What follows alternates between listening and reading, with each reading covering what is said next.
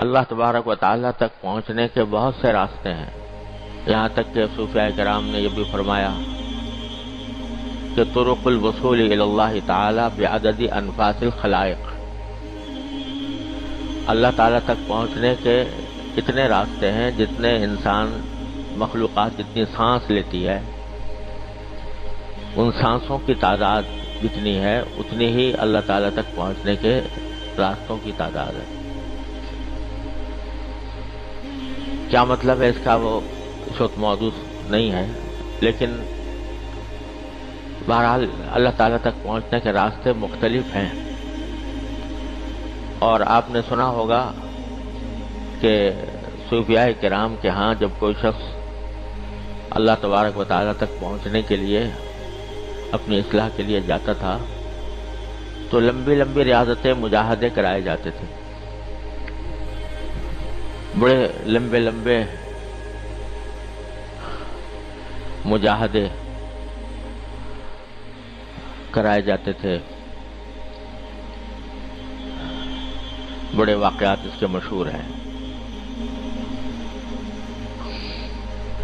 لیکن ہمارے حضرات بزرگوں نے یہ فرمایا، خاص طور سے حضرت گنگوہی رحمۃ اللہ علیہ، حضرت مولانا قطب الارشاد حضرت مولانا گنگوہی رحمۃ اللہ علیہ نے فرمایا کہ سارے راستوں سے سب سے زیادہ آسان بھی اور مفید بھی اور اجمل بھی اور اکمل بھی راستہ ہے اتباع سنت۔ رسول کریم سرورت عالم صلی اللہ علیہ وسلم کی سنت کی اتباع اپنے زندگی کے ہر شعبے میں، صبح سے لے کر شام تک کی جو زندگی ہے اس میں ہر ایک شعبے میں نبی کریم سرورت عالم صلی اللہ علیہ وسلم کی اتباع یہ ایسا طریقہ ہے جو آسان بھی ہے اور سب سے زیادہ مفید بھی ہے۔ اور میں نے اپنے والد ماجد قدس اللہ تعالیٰ سرہ سے سنا، اور انہوں نے بھی اپنے کسی بزرگ کے حوالے سے بیان فرمایا کہ اس طریقے میں فائدہ یہ ہے کہ جب اس طریقے پر بندہ چلتا ہے تو اللہ تبارک و تعالیٰ خود کھینچ لیتے ہیں اس کو، اس میں جذب کی صلاحیت ہے۔ ایک ہوتا ہے سلوک اور ایک ہوتا ہے جذب۔ سلوک یہ ہے کہ آدمی چلتا جائے چلتا جائے چلتا جائے منزل کی طرف راستہ قطع کرتا جائے۔ ایک یہ ہے کہ جس منزل کی طرف جا رہا ہے اللہ تبارک و تعالیٰ کے پاس پہنچنا چاہتا ہے تو وہاں سے اس کو خود کھینچ لیا جائے۔ اللہ یجتبی الیہ من یشاء، اللہ تبارک و تعالیٰ اپنی طرف کھینچ لیتے ہیں۔ اس میں جذب کی صفت ہے اتباع سنت میں۔ کیوں؟ اس لیے کہ حضور نبی کریم سرورت عالم صلی اللہ علیہ وسلم اللہ تبارک و تعالیٰ کے محبوب ہیں، اللہ تبارک و تعالیٰ کے محبوب ہیں، اور محبوب کی ادا، محبوب کی خاصیت یہ ہوتی ہے کہ جو اس سے محبت کرنے والا ہوتا ہے وہ اس کو اپنی طرف کھینچتا ہے۔ تو اتباع سنت سے محبت پیدا ہوتی ہے۔ یحببکم اللہ، اللہ تبارک و تعالیٰ سے اگر محبت رکھتے ہو تو اتباع کرو نبی کریم صلی اللہ علیہ وسلم کی، تو یحببکم اللہ، اللہ تمہارے سے محبت کرے گا۔ تم کیا کرو گے محبت اللہ سے؟ اللہ تم سے محبت کرے گا۔ یحببکم اللہ، تو جب اللہ محبت کرے گا تو محبت کرے گا تو اپنے پاس نہیں بلائے گا۔ ہونا تو یہ چاہیے کہ ہم محب ہوں وہ محبوب ہو، ہم محبت کرنے والے ہوں وہ محبوب ہو، لیکن اتباع سنت کے نتیجے میں وہ محب بن جاتے ہیں، ہم محبوب بن جاتے ہیں۔ اتبعونی یحببکم اللہ، تو جب اتباع کر رہے ہوں گے تو اس وقت اللہ تبارک و تعالی محبت فرمائیں گے، تم محبوب بن جاؤ گے، اور محب جو ہوتا ہے وہ اپنے محبوب کو اپنے پاس کھینچتا ہے۔ لہذا اتباع سنت وہ راستہ ہے جس میں اللہ تبارک و تعالیٰ خود اپنی طرف کھینچ لیتے ہیں۔ اور سنت جس قسم کی بھی ہو، چھوٹی ہو بڑی ہو،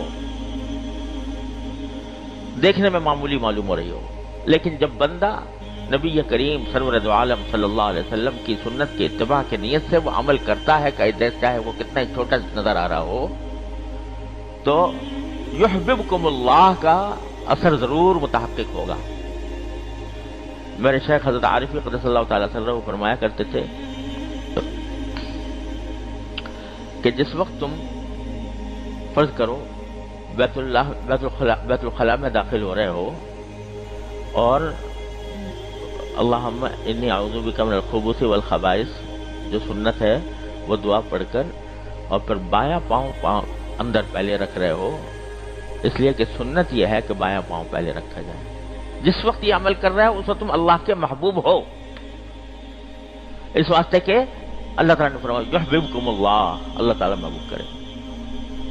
مسجد میں داخل ہوتے وقت جب دایاں پاؤں رکھ کر داخل ہو رہے ہو نبی کریم صلی اللہ علیہ وسلم کی سنت کی اتباع میں، اور اللہم افتح لی ابواب رحمتک کہہ کر داخل ہو رہا ہے، اس وقت تم اللہ کے محبوب ہو۔ بات ساری کیا ہے کہ تنبہ ہو جائے، غفلت سے تنبہ کی طرف آ جائیں اور جو عمل کریں وہ نبی کریم صلی اللہ علیہ وسلم کی سنت کے اوپر عمل کرنے کی اتباع کی نیت سے کریں، تو پھر محبوب ہو تم اللہ کے۔ تو اس لیے اتباع سنت سب سے زیادہ قریب ترین، سہل ترین، مفید ترین راستہ ہے اللہ تبارک و تعالیٰ تک پہنچنے کا۔ حضرت مجدد صاحب رحمۃ اللہ علیہ، حضرت مجدد الفسانی رحمۃ اللہ علیہ فرماتے ہیں، میں نے اپنے شیخ سے بار بار سنا رحمہ اللہ تعالی، وہ فرماتے ہیں کہ میں نے الحمدللہ جتنے علوم ظاہر تھے ان سب کی تکمیل کی، حدیث فقہ تفسیر، حدیث فقہ، عقائد، کلام، جو کچھ بھی علوم ظاہر تھے سب پڑھے، اللہ نے اس میں مجھے کمال تک پہنچایا۔ پھر میں نے علوم باطن کی سیر کی اور جتنے تصوف کے سلسلے تھے ان سب کو دیکھا اور برتا، ان سے گزرا، یہاں تک کہ ایسی جب مقام پر پہنچا کہ لوگ اس کے سامنے کہوں، کوئی کہے گا کہ یہ زندیق ہو گیا، کوئی کہے گا کہ یہ ملحد ہو گیا، لیکن واقعہ یہ ہے کہ میں اس مقامات تک پہنچا، یہاں تک کہ ایک مرحلے پر مجھے یہ فرمایا انہوں نے، کیونکہ خود مجھے نبی کریم سرور عالم صلی اللہ علیہ وسلم نے خلعت پہنایا۔